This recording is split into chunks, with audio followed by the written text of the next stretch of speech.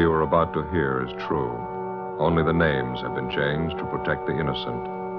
Fatima Cigarettes, best of all long cigarettes, brings you Dragnet.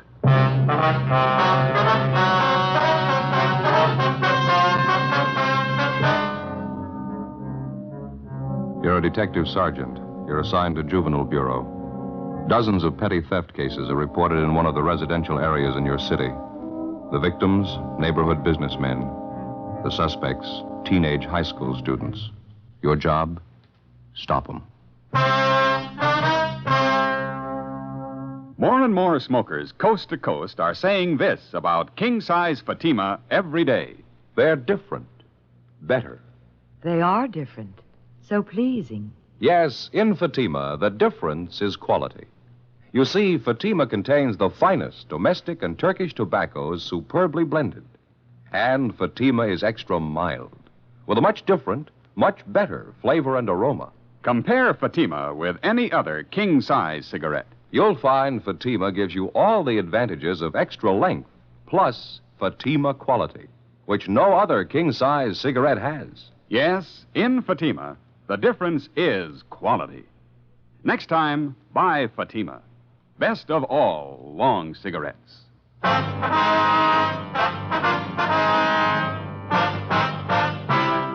Dragnet, the documented drama of an actual crime. For the next 30 minutes, in cooperation with the Los Angeles Police Department, you will travel step by step on the side of the law through an actual case transcribed from official police files. From beginning to end, from crime to punishment, Dragnet is the story of your police force in action. It was Tuesday, February 4th. It was cloudy in Los Angeles. We were working a night watch out of Juvenile Bureau, assigned to University Division. My partner's Ben Romero. The boss is Inspector Bowling. My name's Friday. We were on the way out from the office, and it was 7:13 p.m. when we got to the corner of South Waverly and Chester Avenue. The grocery store.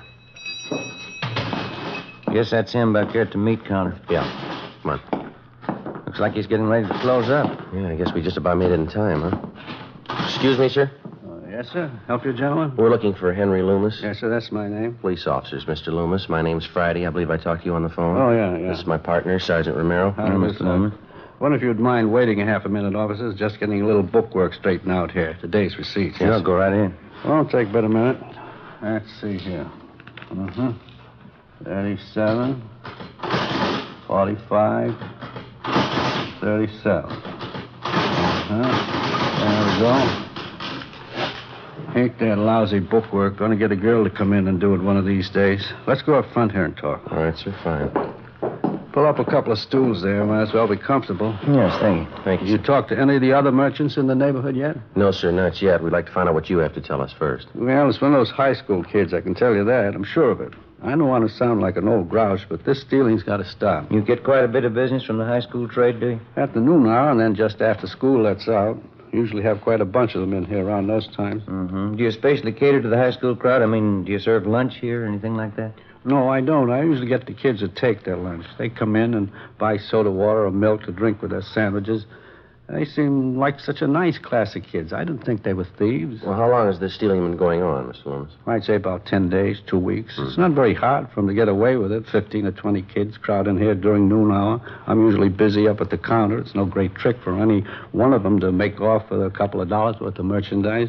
You say this happens just about every day? Is Every day the kids are in here, yeah. I tried playing detective myself for a while, trying to catch the guilty ones. Didn't do much good. Mm-hmm. As long as this stealing's been going on, Mr. Loomis, has it ever amounted to more than just a few dollars worth of food every day? No, that's the funny part of it, Sergeant. When I check back on my inventories, it's always just about the same amount. A few cans of meat, vegetables, butter, a few loaves of bread.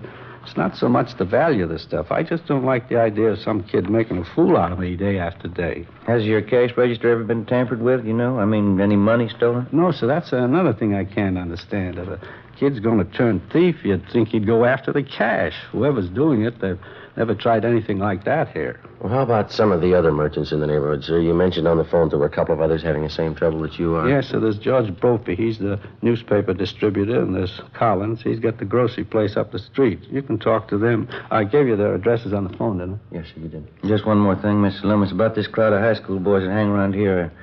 Any of them in particular you might suspect? As a matter of fact, there is. I certainly can't prove anything, but I just have a feeling about it. I don't like the boy. Just one boy, sir? Yes, sir, there may be more than one that's guilty, but this young fellow I'm pretty sure of. What's his name? I hear the kids call him Harry, red-haired boy, curly red hair, tall, a few freckles. Won't be hard to get his last name if we need it. Mm-hmm. Is there anything else you can think of that we ought to know? You go up the street and talk to the other two men, Sergeant, George Brophy and Collins. They might have something more for you. I think I've told you about everything. All right, Mr. Loomis. I've got your home phone here. If we want to contact you later tonight, I'll call you there. Is that all right? Perfectly all right. Here's our card, sir. You can call us at that number there anytime. All right, thank you. What do you think's behind the whole thing, Sergeant? This cheap stealing, nickel and dime stuff. I don't know, sir. We'll try and find out for you. Just doesn't make sense stealing like that day after day. You'd think even a kid would know that you can't go on stealing forever. Yes, sir. A lot of them give it a try. From the very start, the whole pattern of the case and the thief's method of operation made little or no sense at all.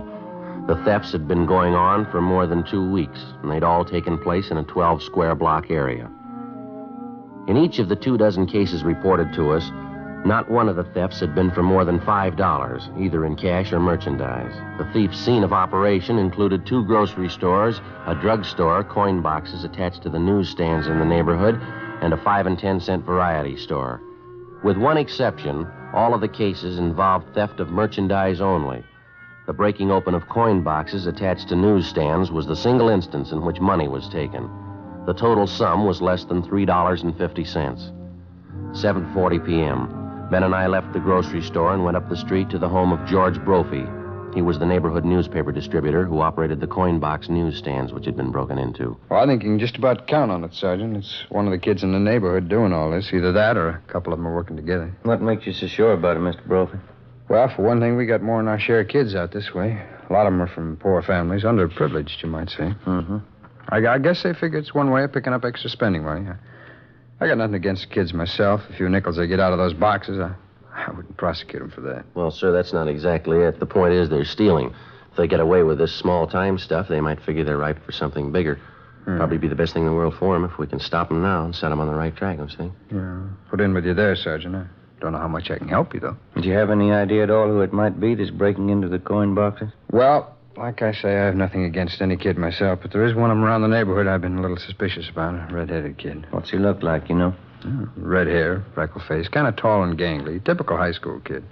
Old Loomis down at the grocery store, he's been a little leery about the same kid, too. Well, why do you single out this red-haired boy, Mr. Brophy? Well, he... Oh, excuse me, I better grab Right it. ahead. Yes. Hello. Oh, yeah, Maggie, hi. 4 of them. When are they born? Is that right? All right. Born this morning. 4 of them, huh? Yeah, just a minute, I'll call. Grace, Yeah, honey. it's for you, Maggie Harris. Oh, okay. Thanks. Excuse me, officer. A friend of my wife's, her cat just had 4 kittens. Oh, I see. Oh, where were we? Oh, yeah, about the kid. Yes, sir. Why do you suspect Well, there's a couple reasons, Sergeant. Late one night when I was making my collections, I spotted the boy hanging around one of the newsstands. Didn't look like he had any business there that time of night. He looked up and saw me coming. He turned and ducked down a side street. Well, do you have any idea where this boy lives, Mr. Brophy? No, can't say I do. He goes to that high school a few blocks up on South Waverly. I know that. It's the same boy that the grocerman had his eye on. You said there were a couple of reasons why you were suspicious of this boy, Mr. Brophy. Yeah. Well, this other thing doesn't mean too much. There wasn't anything really wrong with it. It just seemed a little queer, that's all. What was that? Well, I dropped in at the safety liquor store down the street last week. I wanted to pick up a little something. I saw the same kid in there. Uh-huh. He was asking Benny, the guy who runs the place, if he'd sell him a 5th of bourbon. I heard the kid saying it was supposed to be for his father. His father was sick and couldn't come in. Of course, Benny turned him down. He wouldn't sell it to the kid. And that was the extent of it, huh? Yeah, that's all. Wasn't anything wrong with it. Kid didn't insist. But I thought it was just a little out of line, sending a kid after liquor. Well, it's about the size of it. How about some of the other merchants in the neighborhood who have been bothered with these petty thefts? Do you know if any of them are suspicious of this boy? No, I wouldn't know that. Henry Loomis down at the store is about the only one I know of. Well, thanks very much, Mr. Brophy. If anything else comes up, you can get us at the number on this card here. Oh, okay, Sergeant. Fine. If I can help at all to clear this thing up, I'd be glad to do it. Well, we'll probably be checking back with you, and thanks again, sir. Sure is funny, the whole thing. I get a big laugh out of it. Sir? Oh, I mean the friend of my wife's called up, Maggie Harris. Cat had 4 kittens, like I told you. Uh-huh. Sure get a big laugh out of that. I kept telling her. She wouldn't believe me. What's that, sir? Well, she thought the cat was a male.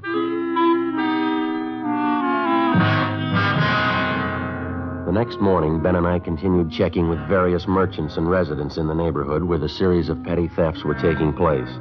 We located and questioned one more shopkeeper who was suspicious of the tall, red-haired boy known as Harry. That afternoon, we went to the high school on South Waverly Avenue to check on him. From his first name and his description, he was identified by the boy's vice principal as Harry Thomas Dunbar. He was 18 years old and a sophomore with an average scholastic record. We were told that Dunbar had left the grounds about half an hour before with the high school's basketball team. The group was headed for one of the local sports pavilions where the team had one of its more important games scheduled for that afternoon. Harry Dunbar was in charge of selling the printed programs for the game. Ben and I drove out to the sports pavilion and checked with one of the boys collecting tickets at the door. He told us we'd find Harry Dunbar inside at the program stand. These high school kids sure take their basketball seriously, don't they? Yeah, big turnout, sounds like. We're going to be lucky if we can find that boy in this crowd. Yeah. You see him anywhere? No. Which side is the program stand supposed to be on? Well, there's a lot of them along and through here on both sides. Guess we better start checking them out. Yeah.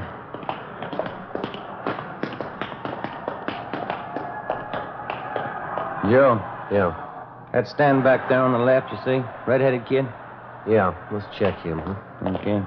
Programs, dime. Complete programs for the game, 10 cents. Excuse me, son. Program, mister? Your name Harry Dunbar?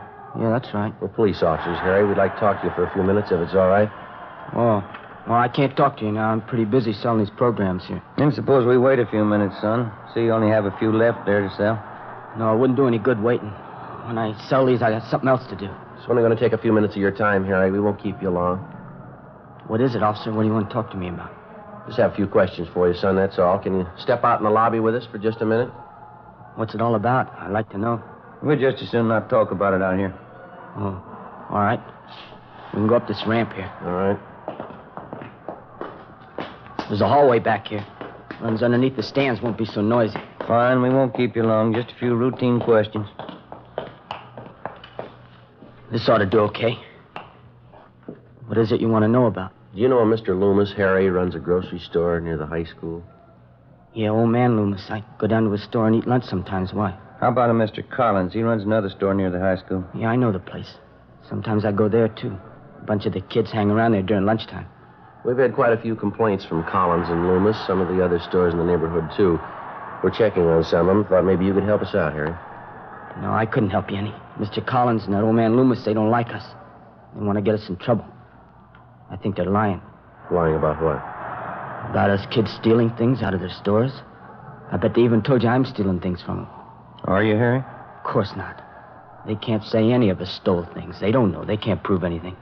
Do you know the man that distributes newspapers in your neighborhood, son of Mr. Brophy? Who? Mr. Brophy. Some of the coin boxes on his newsstands have been broken into. He thought maybe you could tell us something about that. Why me? I don't know any Mr. Brophy. Well, he knows you, Harry. He saw you hanging around one of the newsstands one night, and there's something else. He saw you trying to buy a bottle of liquor in the neighborhood. Is that right? We've had 3 or 4 reports on you, son. What do you say? You want to tell us about it? They're crazy. I haven't done anything. Well, you got nothing to worry about, son. I won't tell you anything. Look out, Ben. Here, grab him. I got him. All right. Hold it up, son. Let me go. Let me go. Take it easy, young fellow. I haven't done anything. I haven't. Now, let me go, please. I haven't done anything. Why'd you try to run away? I have to get home. I got to get home right away. All right, son. We'll take you there. No, you can't go with me. I have to go alone. Afraid we're going to have to hold on to you, Harry. Either we take you home or we take you downtown. Which is it?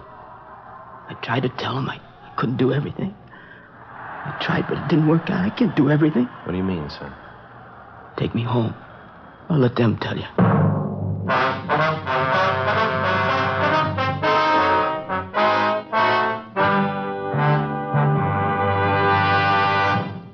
You are in the forgery division of a Metropolitan Police Department. Handwriting analysis.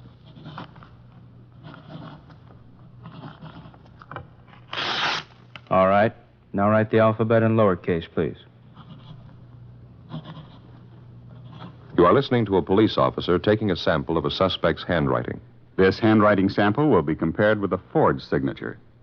Side by side, two signatures may often look alike, but closer examination will prove a world of difference. You'll find the same is true when you compare Fatima with any other king-size cigarette. Side by side, Fatimas are the same in length and circumference. 85 millimeters long, 1 1/64 inches around. And Fatima filters the smoke exactly the same long distance as any other king-size cigarette. But in Fatima, the difference is quality. Fatima gives you extra mildness, a much different, much better flavor and aroma. Remember, Fatima has all the advantages of extra length, plus Fatima quality, which no other king-size cigarette has. So insist on the best. Next time, buy king-size Fatima.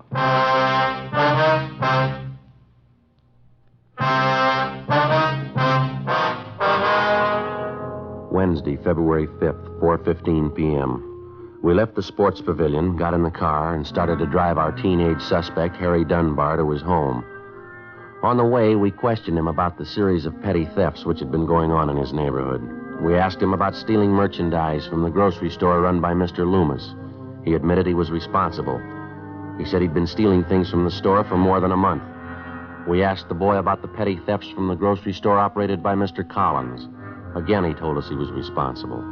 He also admitted stealing from the neighborhood drugstore and the variety store, in addition to breaking into the coin boxes on the self-service newsstands. In each instance, he described his method of operation. He estimated that over a period of some 4.5 weeks, he'd stolen approximately $50 in merchandise and about $5 in cash. We asked him why.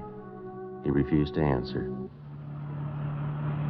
You must have had a reason for doing all this, Harry. Why don't you tell us? We're going to find out sooner or later. Sorry, officer.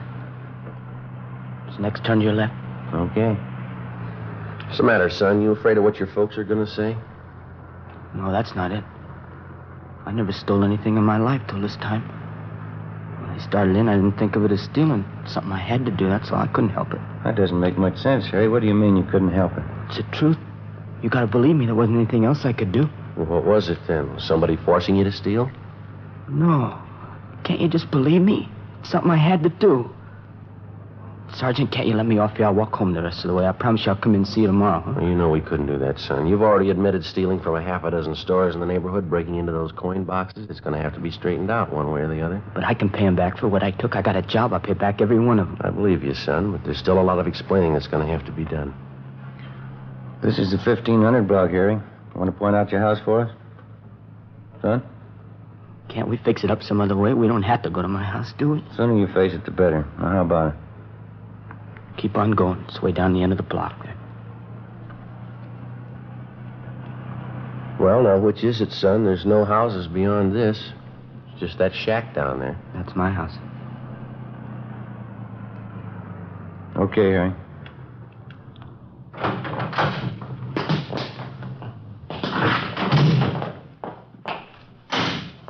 Maybe I better go in first, see if everything's all right. It'll be all right. We'll come with you.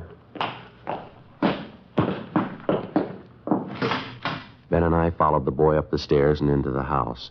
From the outside, it looked run down and badly in need of painting. On the inside, it still looked in fair condition, except for the housekeeping. The floor of the living room was littered with soiled clothing, ashes, dirt, and dust. The few pieces of furniture didn't look much better. A card table set in one corner was crowded with dirty dishes and scraps of half-eaten food. Across the room was a baby in a crib. Couldn't have been more than a few months old. Apparently, the bedclothes in the crib hadn't been changed for days.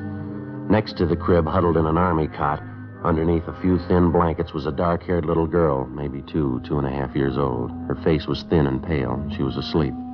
Through an open door, we could see into the next room where a woman was lying on a couch. There was an empty glass and a newly opened bottle of whiskey on the nightstand. Should have let me come in first, officers. Would have had a chance to clean up a little. Kids mess up the house, Harry, is that you, Harry? That's my mother. Resting a little, I guess. This is the baby in the crib. His name's Jerry. Well, that's my little sister on the cot there. Her name's Annie. Get your mother out here, will you, son? We want to talk to her. Don't get mad at her, huh, will you? Ma's had a tough time lately. She tries to do her best. What's the matter with the kids here, son? Have they been sick? Yeah, the baby had a cold, but I got that medicine there from the drugstore. He seems to be okay. I'm not so sure about Annie, though. She had a bad cold. Doesn't seem to be getting over it. You want to take a look, Ben? Yeah. Get your mother up, son. Yeah. All right.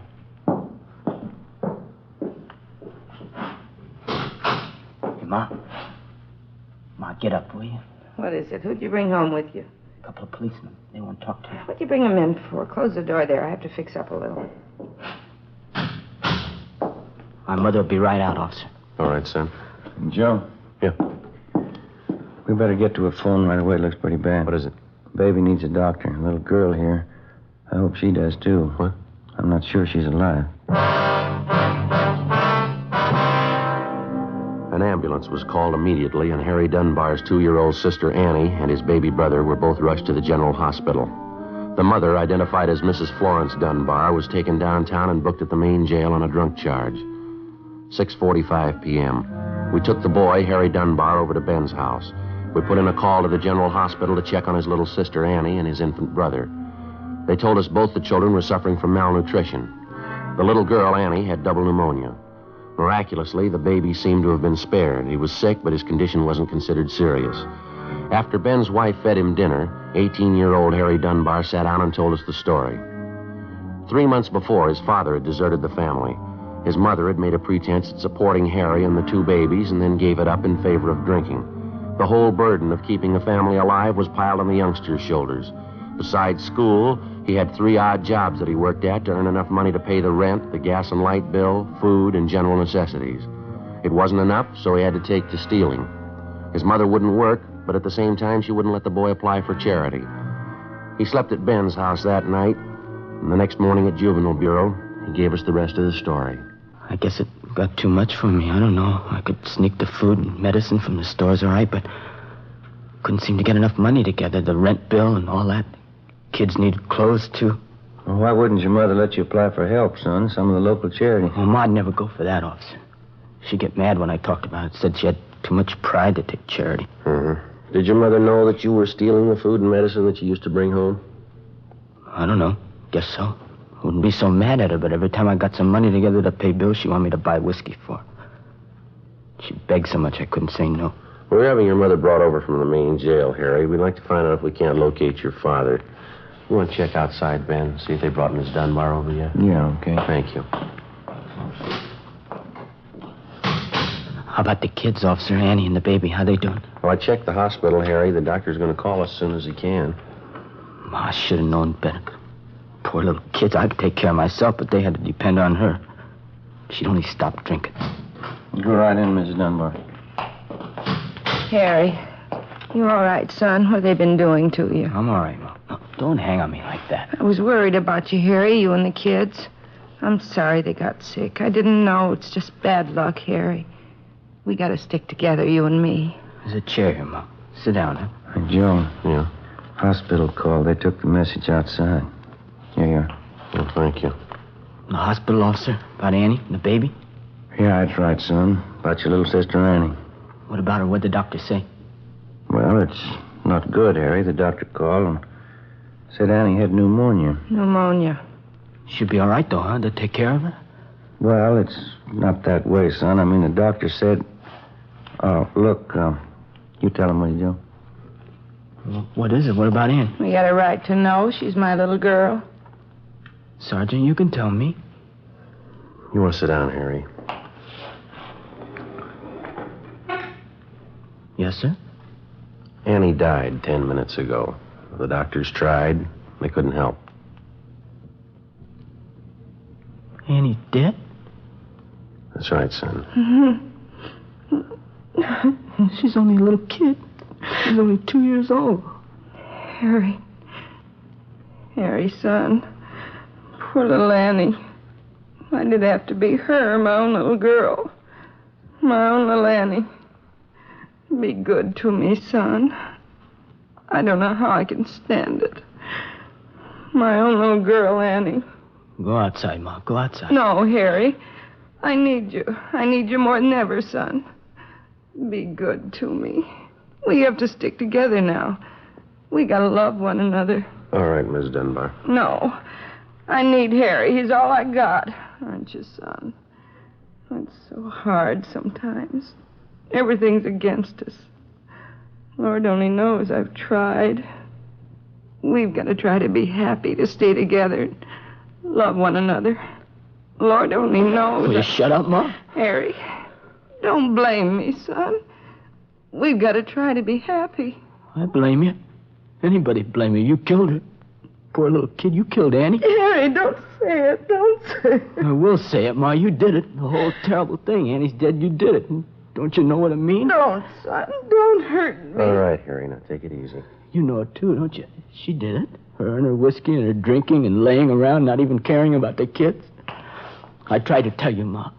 It's the least you could have done. Take care of the kids. See they're all right. You had to drink. You wouldn't work. You had to lay around. Don't you understand? I couldn't do it all. I tried. I couldn't do it all.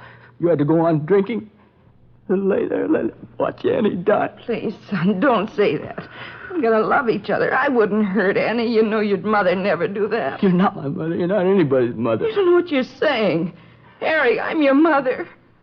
Lord knows I've tried to be a good mother. You don't mean what you're saying. Goodbye, Ma. I hope I never have to see you again. Harry, please, don't go.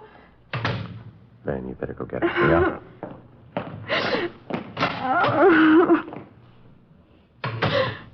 He wouldn't believe me, Sergeant. Lord knows I've tried. It's not easy, a husband deserting you the way Charlie did. 3 kids on your hands. What can I do? Yes, ma'am. Harry ought to understand. I tried. Lord knows it's the best anybody can do. Just try and hope for the best. Yes, ma'am. I've only got one question. Yes? How hard did you try?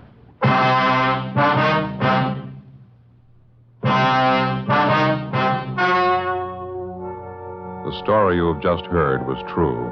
Only the names were changed to protect the innocent. On April 23rd, trial was held in municipal court, city and county of Los Angeles, state of California. In a moment, the results of that trial. Now, here is our star, Jack Webb. Thank you. Friends, I have here a pack of Fatimas. Inside, of course, 20 king-size Fatima cigarettes. Now, Fatimas are the same length and circumference as other king-size cigarettes, and Fatima filters the smoke the same long distance. But only inside this golden yellow package do you get Fatima quality. That's right. Fatima gives you all the advantages of extra length plus Fatima quality, which no other king-size cigarette has. Next time, buy Fatima.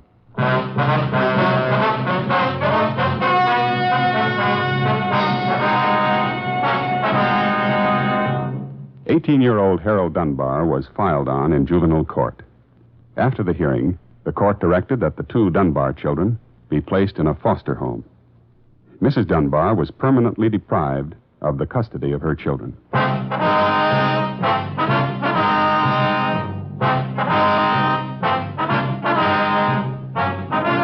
You have just heard Dragnet, a series of authentic cases from official files. Technical advice comes from the Office of Chief of Police W.H. Parker, Los Angeles Police Department. Fatima Cigarettes, best of all long cigarettes, has brought you Dragnet, transcribed from Los Angeles.